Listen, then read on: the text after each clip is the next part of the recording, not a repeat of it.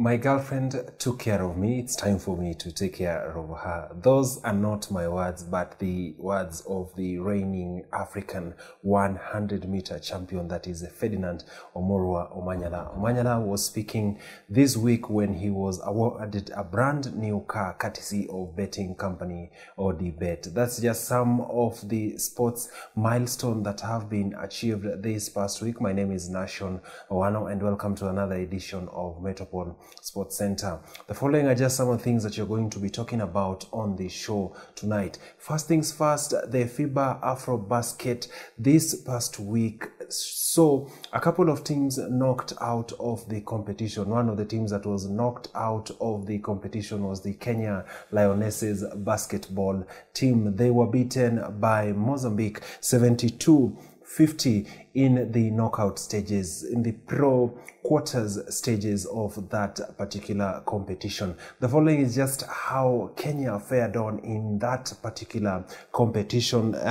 They managed to beat Cape Verde, that is 61-58. They were beaten by Cameroon 74-50. Now, the following teams managed to qualify into the next round of the competition.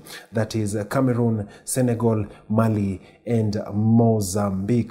Away from matters basketball in the local league, that is the reigning champions Tusker FC continued on their winning ways this past week when they beat Gor Mahia 4-2 in the FKF Super Cup that was played in a midweek fixture that was played. Now, the sole goals in both teams were scored by Samuel Onyango on the 54th minute and Ibrahim Joshua on the 56th minute.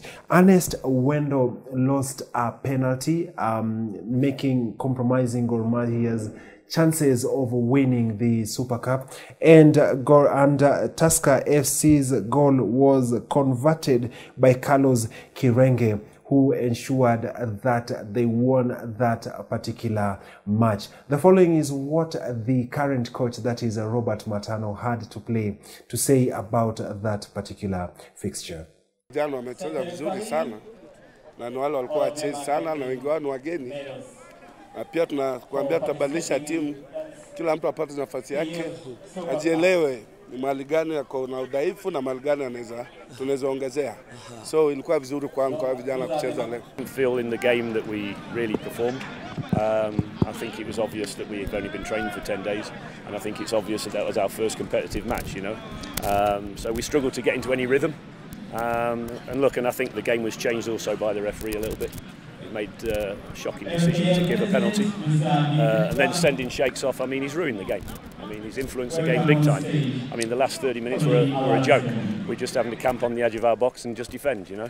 And plus the fact that, as I said, the players have only been training for 10 days, so I mean, it was even a double whammy, you know. It's even harder for them to compete, you know. Still sticking to matters at Tusker FC, this past week they managed to beat Djiboutian side, that is Ata Sola 7-3 goals to nil, giving them an aggregate score of 4-1. This basically means that Tusker FC have qualified into the next round of the Caf Champions League, where they have been slated to play African giants, that is Zamalek FC. Important to mention that Zamalek FC had a good run in the Caf Champions League last season. This is despite a couple of losses that they faced in the course of that particular game. Interesting to see how that game is going to pan out. The following is just what the current coach, that is Robert Matano, had to say after the game against Ata Sola. Tutarajia hata 5 lakini haikuwezekana. So tumefurahia ushindi, wamecheza vizuri. Kulingana pia injury kidogo tumekuwa nazo, lakini tumemanage control hiyo tempo yao. It's not a bad team, na tumeweza kupata chances zetu vile tulitaka.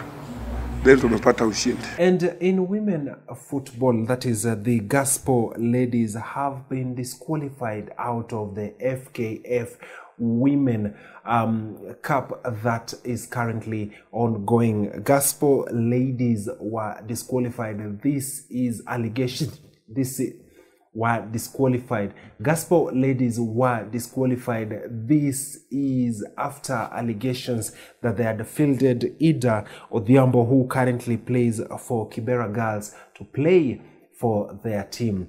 Ida Odhiambo had earlier played on with the Kibera Girls and in the same competition. This basically means that the Kayole Starlets have proceeded into the next round of the competition. This is despite losing 4-2 to Gospel ladies. Kayole Starlets are now slated to play the reigning champions, that is Vihiga Queens, on a date that is going to be announced. Now, those particular stories wrap up the first part of Metropole Sports Center. We'll be taking a short commercial break. After the break, I'm going to be joined by the co-founder of Enda Sportswear, that is Navalayo Osembe, who's going to be talking to us about what Enda Sportswear is about and the new partnership that has been forged by the Kenya Breweries Limited.